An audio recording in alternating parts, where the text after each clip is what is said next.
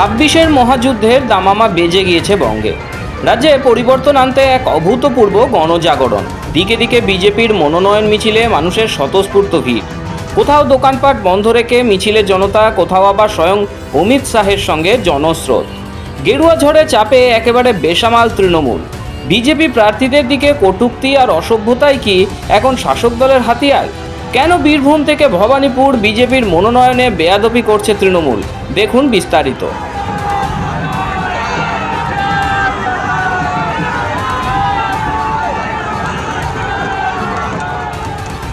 বঙ্গ রাজনীতিতে এক নজিরবিহীন দৃশ্য।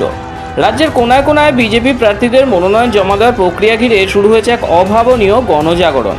মনোনয়ন পেশ নয়, এ যেন এক অকাল উৎসবের মেজাজ। গেরুয়া শিবিরের কর্মী সমর্থকদের উচ্ছ্বাস আর সাধারণ মানুষের স্বতঃস্ফূর্ত অংশগ্রহণ প্রমাণ দিচ্ছে মানুষ পরিবর্তন চাইছে। দুর্নীতিগ্রস্ত তৃণমূল সরকারকে সরাতে এবার মরিয়া আম জনতা।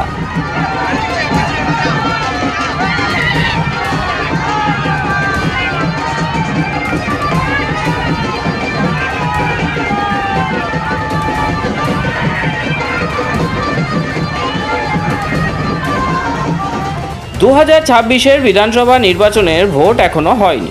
তার আগেই কিন্তু ক্ষমতা বদলের স্পষ্ট ইঙ্গিত মিলছে মনোনয়নের মিছিলগুলিতে। অনেক ক্ষেত্রেই দেখা গিয়েছে সাধারণ বিজেপি কর্মী সমর্থকরা নিজেদের রুজি দোকানপাট বন্ধ করেও মনোনয়নের মিছিলে হাঁটছেন। তৃণমূলকে ক্ষমতাচ্যুত করতে তারা যে একেবারে বদ্ধপরিকর, এই ভিড়ের ছবিই তার সবথেকে বড় প্রমাণ। কিন্তু বিজেপির এই বিপুল লোকসংখ্যা আর স্বতঃস্ফূর্ততা দেখেই ভয় পেয়েছে শাসক দল তৃণমূল কংগ্রেস।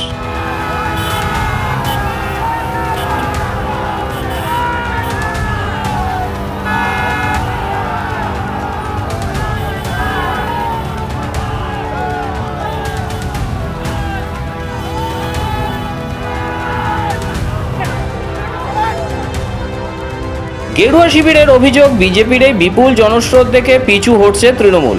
মনোনয়নে সরাসরি ঝামেলা পাকানোর সাহস বা বুকের পাটা কোনোটাই এখন আর তৃণমূলের নেই। তাই তারা বেছে নিয়েছে নোংরা রাজনীতির নতুন পথ। মনোনয়ন জমা দেওয়ার পথে দিকে দিকে বিজেপি প্রার্থীদের উদ্দেশ্যে কটূক্তি আর অসভ্যতা করা শুরু করেছে শাসক দলের কর্মী সমর্থকরা। এই ধরনের প্ররোচনামূলক আচরণ করেই তারা পরিস্থিতি উত্তপ্ত করতে চাইছে।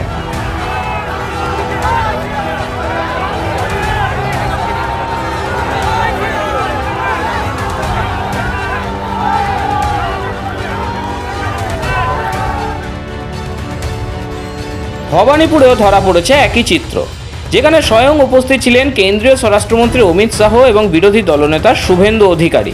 সেখানেও তৃণমূলের অসভ্যতা থামেনি।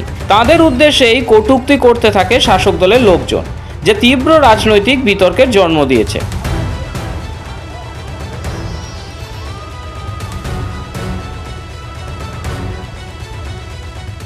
কলকাতা থেকে জেলা পরিস্থিতি একই। বীরভূমের বোলপুর এবং সিউড়ি, এই দুই জায়গাতেই দেখা গিয়েছে শাসক দলের অভব্য আচরণ। প্রশ্ন একটাই, তৃণমূল কি কখনো বদলাবে না? গরু চুরি, কয়লা চুরি, রেশন চুরি, নানা কেলেঙ্কারিতে জড়িয়ে থাকা এই দল নোংরা রাজনীতি ছাড়া আর কিছুই দেয়নি পশ্চিমবঙ্গকে। বিজেপি প্রার্থীদের মনোনয়নের সময়ও বোঝা গেল তৃণমূল আছে তৃণমূলেই। এখন পরিস্থিতি একটু উত্তপ্ত, কারণ আমাদের নমিনেশন চলছে। নমিনেশনের পরিপ্রেক্ষিতে ওনারা কিছু লোকজন জড়ো করেছে আমাদের নমিনেশনটাকে বানচাল করার জন্য। এখন দেখা যাচ্ছে এখানে বেশ রেসারেসি চলছে আপনাদের মধ্যে। হ্যাঁ, রেসারেসি চলছে। আমার ছেলেরাও প্রস্তুত আছে, তৈরি আছে।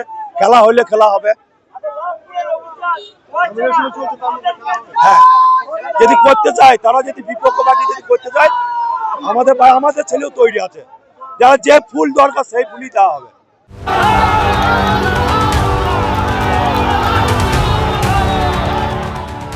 সব বাধা, সব কটূক্তি উপেক্ষা করেই বিজেপি প্রার্থীরা মনোনয়ন জমা দিচ্ছেন, কারণ মানুষ বিজেপির পাশে আছে। 2026-এর লক্ষ্যে এই গণজাগরণ তৃণমূলের ঘুম উড়িয়ে দেওয়ার জন্য যথেষ্ট।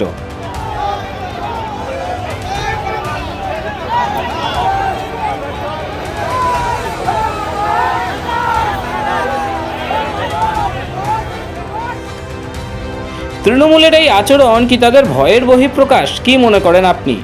2026 বিধানসভা নির্বাচনে কি ফল হতে চলেছে বলে আপনি মনে করেন? আপনার মূল্যবান মতামত আমাদের কমেন্ট বক্সে অবশ্যই জানান।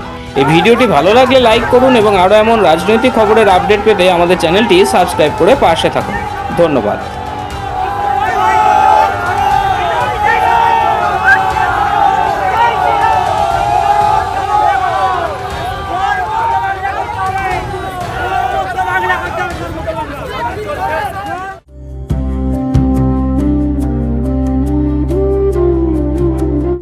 महाराष्ट्र, मेहनतकश किसानों की भूमि, समृद्ध गांवों की पहचान और विकास की असीम संभावनाओं का प्रदेश। प्रधानमंत्री नरेंद्र मोदी के मार्गदर्शन में और मुख्यमंत्री देवेंद्र फडणवीस के नेतृत्व में आज महाराष्ट्र ग्रामीण विकास, जल प्रबंधन और कृषि के क्षेत्र में नई ऊंचाइयां छू रहा है। सिंचाई कुओं के निर्माण के लिए स्पष्ट स्टैंडर्ड ऑपरेटिंग प्रोसीजर लागू किए गए हैं, जिससे किसानों को स्थायी जल स्रोत मिल सके। राज्य भर में 1,01,000 से अधिक विकास कार्य पूरे किए जा चुके हैं।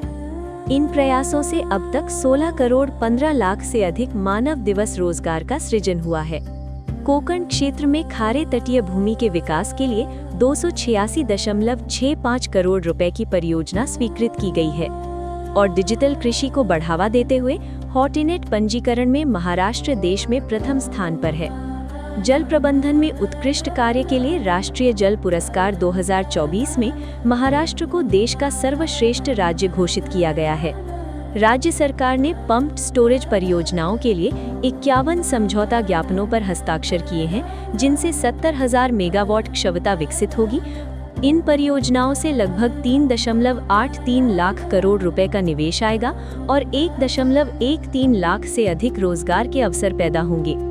इसके साथ ही नदी जोड़ परियोजनाओं और सिंचाई योजनाओं को तेजी से आगे बढ़ाया जा रहा है। प्रधानमंत्री किसान सम्मान निधि योजना की 21वीं किश्त के तहत 1,808 करोड़ रुपए सीधे 90 लाख किसानों के खातों में पहुंचाए गए हैं। राज्य में प्राकृतिक खेती मिशन को बढ़ावा दिया जा रहा है। किसानों के लिए फार्मर मोबाइल ऐप और डिजिटल किसान आईडी, एग्री स्टैक जैसी आधुनिक व्यवस्थाएं शुरू की गई हैं। कृषि में नई तकनीक लाने के लिए महा एग्री एआई पॉलिसी 2025-2029 लागू की गई है। साथ ही कृषि समृद्धि योजना के अंतर्गत 25,000 करोड़ रुपए का निवेश किया जा रहा है और पीएम एफएमई व्यक्तिगत इकाइयों में महाराष्ट्र आज पूरे भारत में प्रथम स्थान पर है।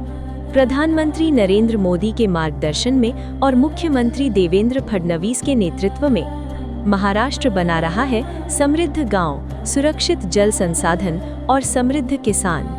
नया विश्वास, नया विकास, नया महाराष्ट्र।